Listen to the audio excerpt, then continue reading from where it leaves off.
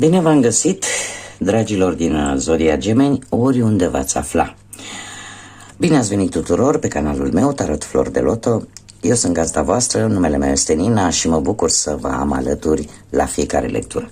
Desigur, trebuie să mulțumesc tuturor celor care lasă cât un mesaj, cât un like și, în general, celor care, prin simpla lor prezență la fiecare lectură pe care eu o public, își aduc suportul și nu am cum să nu vă mulțumesc tuturor din suflet pentru toate aceste lucruri. Și, de asemenea, pentru cei care sunteți poate pentru prima oară pe acest canal, eu vă aștept cu mare drag să vă abonați. Nu uitați să dați un like, un comentariu la sfârșitul acestei lecturi și în felul ăsta să avem așa o comunicare în această frumoasă comunitate a florilor de lotus. Dragilor, azi voi face lectura generală pentru luna lui octombrie, așa că dacă aveți soare, lună, Venus sau ascendentul în Zodia Gemeni, atunci această lectură este de asemenea și pentru voi. Desigur, vreau să nu uitați faptul că sunteți proprii voștri stăpâni ai propriei voastre vieți și voi, prin deciziile pe care le luați, vă puteți construi propriul viitor. Așa că luați decât acele informații care rezonează cu voi, iar restul lăsați-le să zboare în univers. Pentru că sigur sunt pentru alte persoane care au legătură cu această zodie Gemeni. Desigur, dacă vreți să completați această lectură, puteți viziona celelalte zodii care pot reprezenta pentru voi luna, Venus sau chiar ascendentul vostru și de unde voi puteți obține informații suplimentare. Și bun, dragilor, așa cum v-am obișnuit la fiecare început de lună, avem aici luna lui octombrie și voi extrage din acest săculeț de care s-a agățat o floare albă. Haideți să scoatem câte o carte pentru fiecare săptămână a lunii lui octombrie. Luna lui octombrie acestui an are aproape 4 săptămâni și câteva zile, nu are chiar 5 săptămâni, dar cartea care va reprezenta cea de-a 4-a săptămână cumva se extinde până la sfârșitul lunii. Și avem prima săptămână, a doua săptămână, mergem mai departe.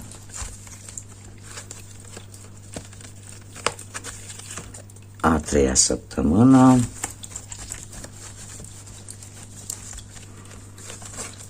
Și a 4-a săptămână. Bun, haideți să vedem. Prima săptămână avem Furnica, care ne vorbește de muncă, de succese și de realizări.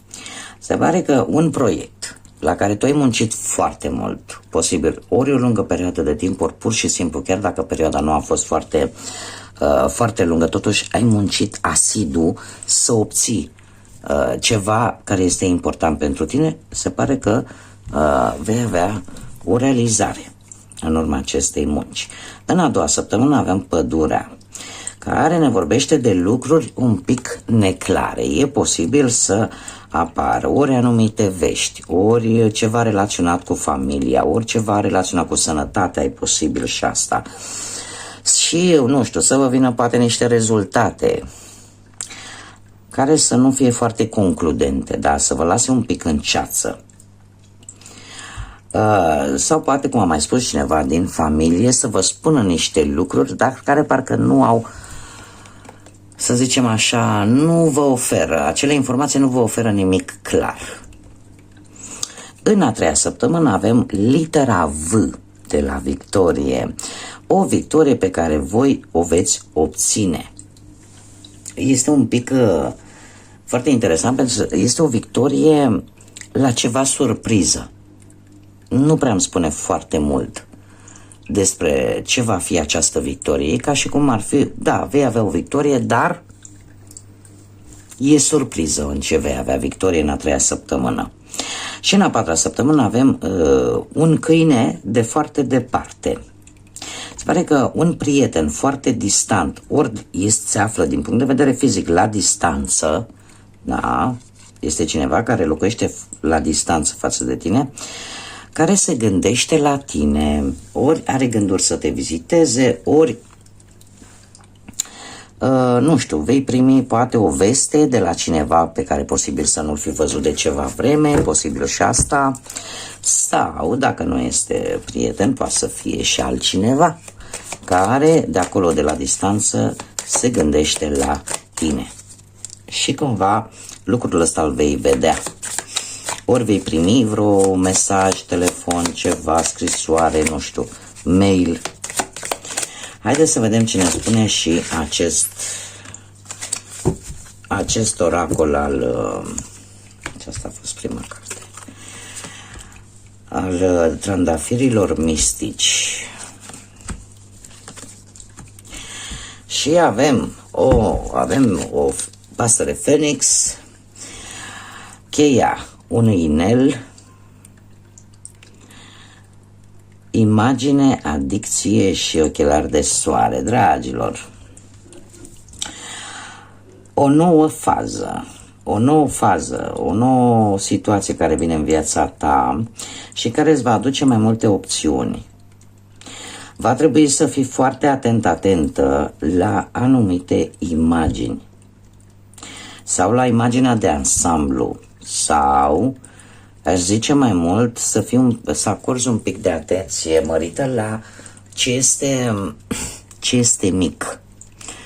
Da, cum spun o vorbă, la letra pequeña, cum spun spaniolii, da, într-un contract, încercați să priviți ceea ce nu prea sare în ochi. Și sunt sigură că o veți face pentru că vă stă în caracter. Voi sunteți recunoscuți din tot zodiacul că săpați foarte mult după informații. E posibil ca unii dintre voi să vă simțiți cumva legați ori de o situație, ori de o persoană. În ce sens? Să fiți codependenți de o anumită situație sau de o anumită persoană, nu știu, să simțiți că nu puteți face, domne, nimic fără acea persoană sau că nu puteți ieși dintr-o anumită situație pentru că, nu știu, vreți să, în felul ăsta, vă pierdeți poate controlul sau o anumită posesiune, da? E un blocaj. Posibil să fie vorba de un blocaj emoțional. Acum, despre ce ar mai putea fi vorba? Despre o renovare. O renovare și o creștere relaționată cu o opțiune. Cu o opțiune care poate să fie, trebuie să vă spun, poate să fie pe orice aspect al vieții, atât amoros, cât și profesional, cât și de bani. Cert este că trebuie să acordați atenție la anumite detalii. Aș spune pentru cei care sunteți interesați mai mult de aspectul ăsta al dragostei, apare o nostalgie. Vă lipsește cineva. Poate ați avut o relație de curând care s-a rupt, posibil, și aveți senzația că nu puteți să stați fără acea persoană. Apare această codependență, acea obsesie pentru mulți dintre voi. Dar este numai o percepție.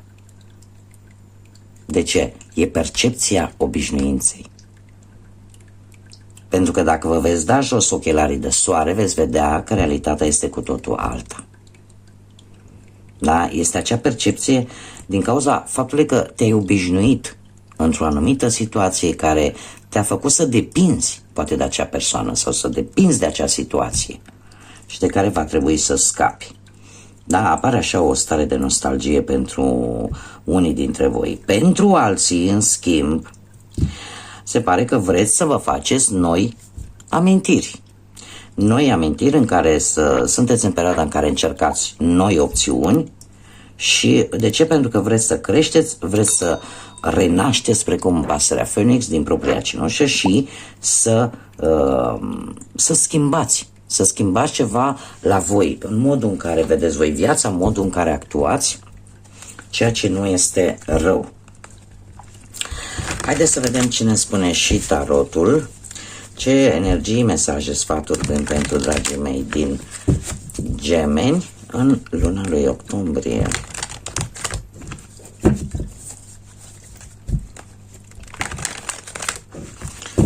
Haideți să vedem.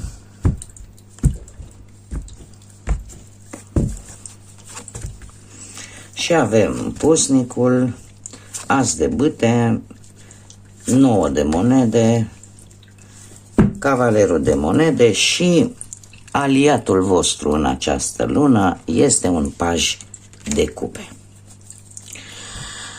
Bun, dragilor, haideți să vedem ce avem aici. Și avem pusnicul, situația actuală. Situația actuală, nu știu dacă zodia Fecioară vă spune ceva, dar pusnicul ne vorbește de acea nevoie de singurătate, de cumva acea nevoie în care unii dintre voi caută niște informații pierdute. Unii dintre voi aveți senzația că o anumită situație parcă se repetă sau ați mai trecut prin ea undeva în trecutul vostru și pur și simplu simțiți nevoia să căutați răspunsuri în ceva din trecutul vostru. Nu știu, poate că e vorba de, dacă vorbim de planul ăsta profesional, parcă ai vrea să schimbi jobul, dar în același timp ai un blocaj și îți dai seama că nu e chiar cel mai bun moment poate să-l schimbi. Da, pentru că probabil o experiență din trecutul tău te-a trezit un pic așa, mă, stai că eu am mai făcut odată treaba asta, nu mai repet. Dacă vorbim de bani, într-adevăr, e posibil să ai ceva echilibru în finanțe, dar parcă nu te interesează banii așa de tare, mai ales la începutul, în prima jumătate a lunii lui octombrie, adică nu este nu că nu te interesează deloc, nu este pe primul loc, nu este primordial, ca să zic așa, banii, partea asta materială, pentru voi în această lună. Dacă vorbim de dragoste, se pare că ai o lipsă de comunicare vis-a-vis de cineva. Și asta posibil tocmai din cauza faptului că simți nevoia de a fi singură. Sau pur și simplu, nu neapărat simți nevoia să te reculegi tu pe tine. Da? Și această lipsă de comunicare e posibil să fi creat ceva mici tensiuni în relație pentru unii dintre voi.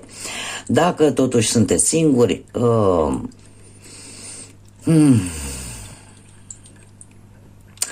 aș zice că e posibil ca vreun fost sau vreo fostă să fie apărut în viața voastră și pentru a reaprinde așa scânteia dragostei, dar încă parcă stați așa și vă gândiți, vreți să vedeți dacă poate luați cea mai bună decizie sau nu, dacă mai reîncepeți sau nu.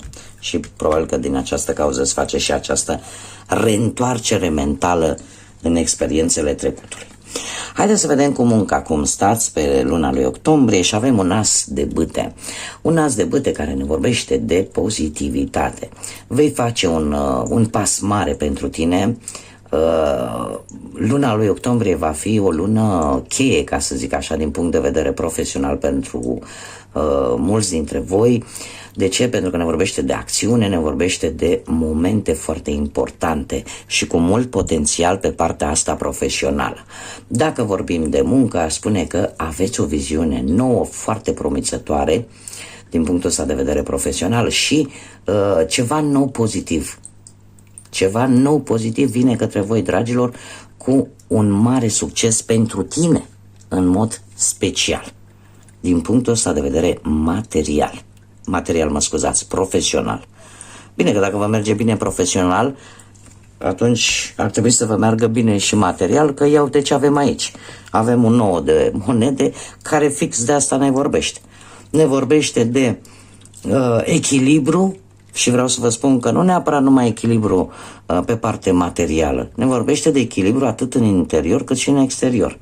O perioadă în care sunteți foarte siguri pe voi, te bucuri foarte mult de o reușită personală, iar dacă vorbim de bani, pentru că e poziția banilor, dacă ai avut puțin, vei avea mai mult. Oricum, vei avea o bogăție care, indiferent că e posibil poate să nu fie neapărat materială și din punct de vedere material să fii destul de bine, nu la superlativ, dar vine o bogăție care poate pentru unii e mai importantă chiar și decât bogăția materială.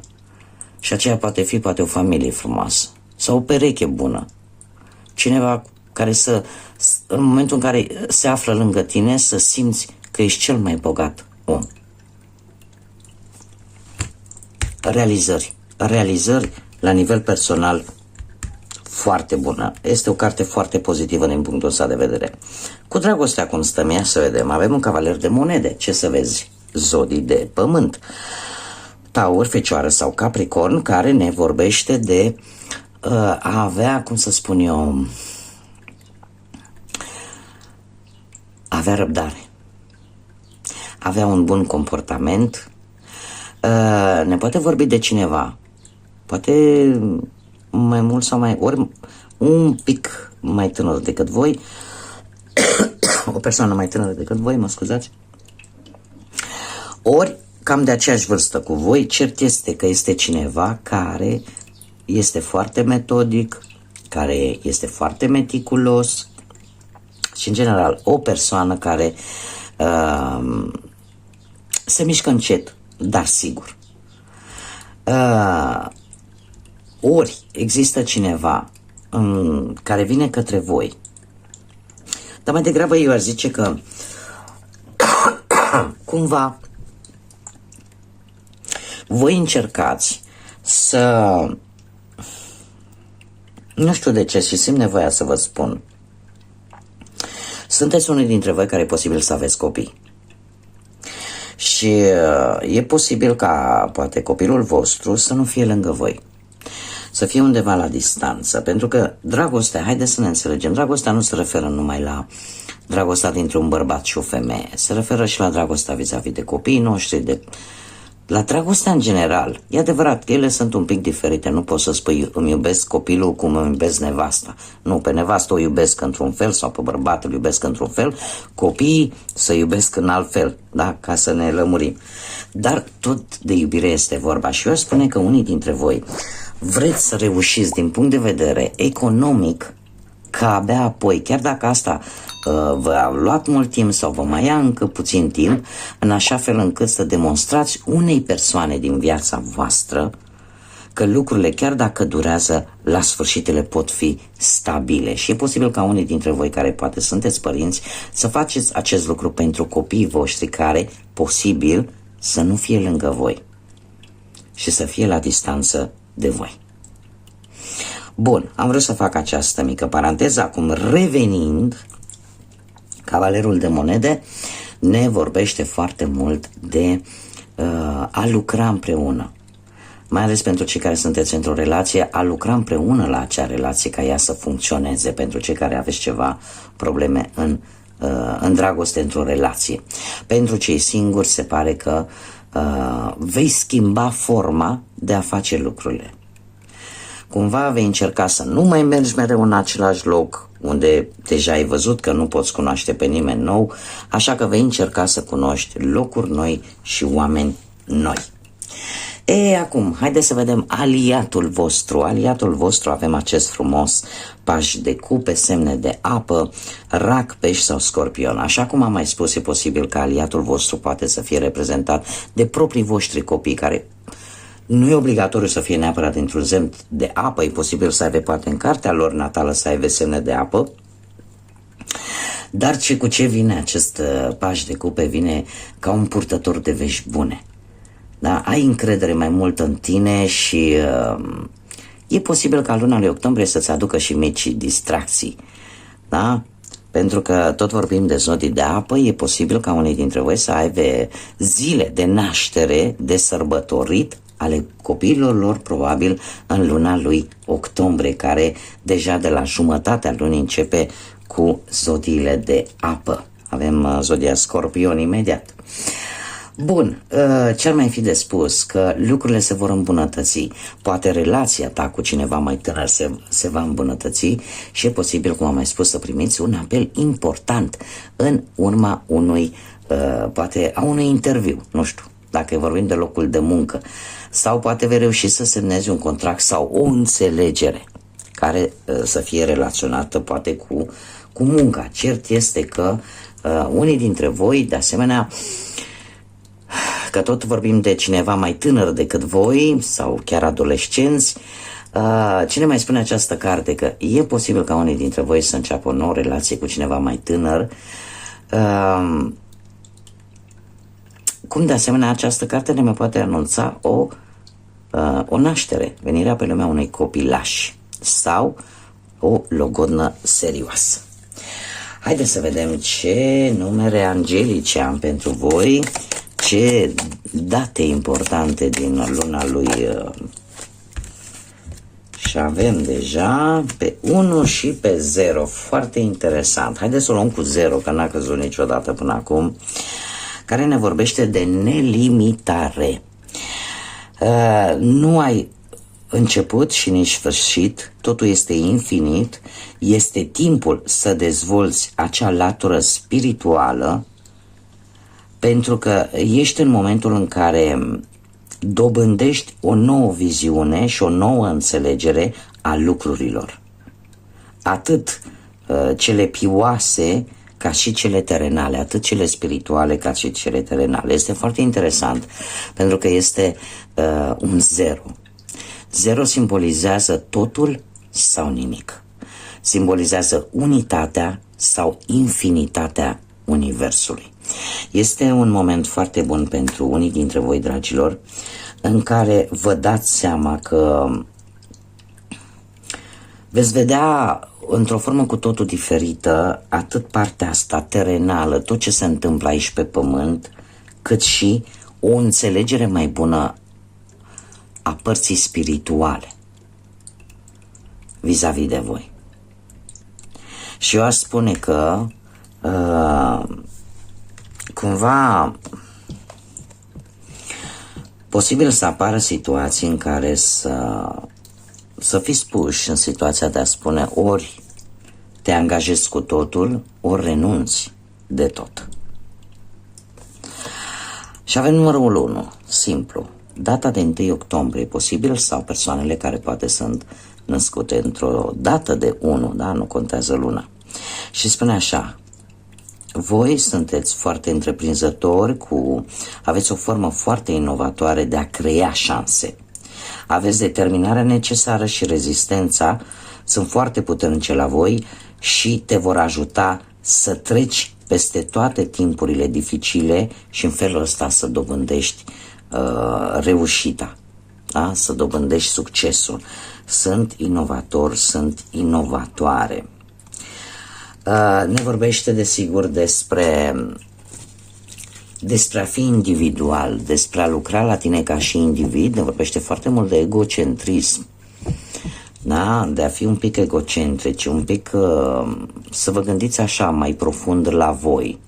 Dar în același timp ne vorbește de noi începuturi, de potențial, de ce gândești tu sau ce-ți dorești tu și de faptul că poate ar trebui să-l manifesti, să ceri acele lucruri, nu știu, Universului, lui Dumnezeu, fiecare cu ce credință are, dar cereți-l, manifestați-l. Da?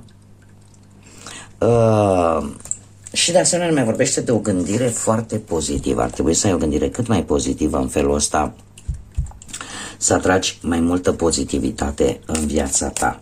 Haideți să vedem inițiale de nume, prenume, pseudonim sau porecle de persoane care pot avea o anumită importanță în viața voastră. Și avem litera O, deci persoane cu litera A, persoane ale căror nume, prenume, pseudonim sau porecle încep cu aceste litere, da? Ca să fiu mai pe înțelesul tuturor, că iar primesc mesaje că nu se știe de fapt ce înseamnă aia inițial. Avem litera T, avem litera Z, avem